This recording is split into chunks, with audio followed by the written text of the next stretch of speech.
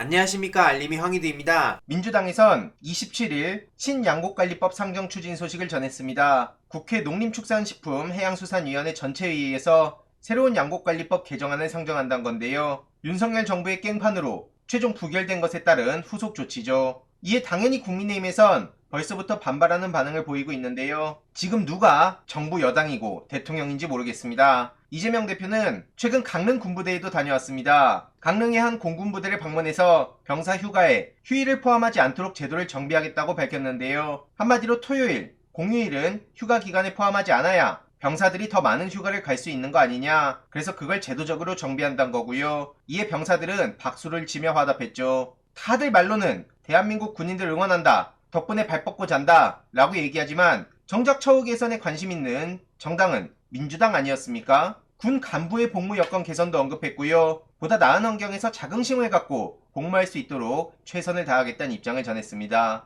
그래서 이렇게 식사를 하면서 많은 대화를 나눈 것으로 알려졌는데요. 윤석열 대통령은 명절 때 군대에 방문해서 쩍벌하고 그 이후로 제대로 된 피드백도 없고 이런저런 이유로 많은 비판만 불러온 거랑 너무나 비교가 됩니다. 그리고 수능 관련해서도 망언을 쏟아내자 방금 전 유승민 전 의원이 제대로 뼈를 때렸습니다. 페이스북을 통해 이권 카르텔이란 말을 함부로 쓰는 윤석열 언어 습관에 경종을 울리겠다. 특수부 검사 출신인 윤석열 대통령이 설마 공정거래법의 기본 정신을 모르는 건 아닐 거다. 그러면서 카르텔은 당연 위법이라며 법의 기초 상식을 나열하는데요. 지금 대통령이 교육당국과 학원을 이권 카르텔로 규정했는데 정작 공정거래위원회와 검찰은 꼼짝도 안 하고 있다. 결국 증거도 없이 카르텔이 아닌 것을 카르텔이라고 뻥을 치고 있는 거다. 이렇게 비판했습니다. 부랴부랴 뭐라도 해야 되니 교육부가 나서서 지금부터 증거를 수집하기 시작한 모양인데 정말 한심하단 거고요. 또 거기에 따라서 아무것도 모르고 무한 반복 따라하고 있는 대통령실, 정부 여당 한심하다고도 꼬집었죠.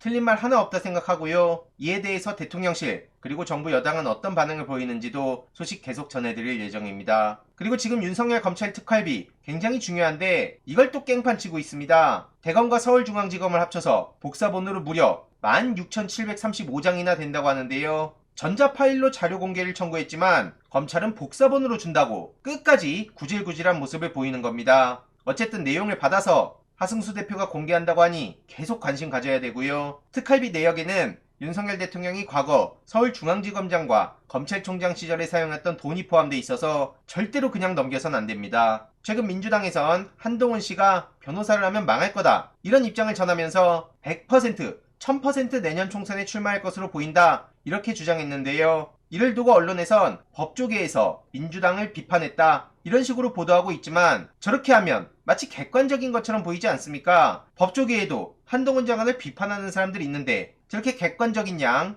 다뤄주는 것도 마음에 안 들고요. 며칠 전 뉴스버스 김태형 기자가 보도했듯이 검찰 내부 게시판에 한동훈 비판하는 글이 올라온 걸 왜 다른 언론은 모른 척합니까? 조국 전 장관, 추미애 전 장관 때 2%세 난리 났던 거 그런 건 실시간으로 보도하더니 이게 뭐냐고요. 심지어 방금 전 김태형 기자가 중요한 추가 보도를 했는데 한동훈 장관의 패소할 결심, 한마디로 윤석열 징계 취소 소송 관련해서 상식 밖의 재판이 이뤄지고 있다. 법무부 측은 박은정 부장검사를 직접 불러서 당연히 재판부 앞에서 사실관계 확인할 필요가 있는데 법무부 측은 항소심에 단 한 명의 증인도 신청을 안 했고요. 오죽하면 지난달 박은정 검사는 직접 증인으로 불러달라 윤석열 전 총장, 한동훈 장관 강하게 비판했습니다. 그럼에도 불구하고 법무부 측은 여전히 못 본 척하고 있는데 이게 불공정하고 불투명한 과정이 아니면 뭡니까? 심지어 박희영 씨는 어느 순간 야금야금 다시 구청장으로 복귀하고 그래서 주민 소환에 대한 얘기가 나오고 있는데 지금 이런 얘기가 나오는 것 자체가 어이가 없을 따름입니다. 결국 12구 참사 많은 분들이 목숨을 잃었는데 제대로 책임진 사람이 누구 하나 있습니까? 지역 정치권에선 박희영 씨가 사퇴를 하면 내년 총선에서 여당의 악재로 작용할 수 있다. 그래서 국민의힘 쪽에선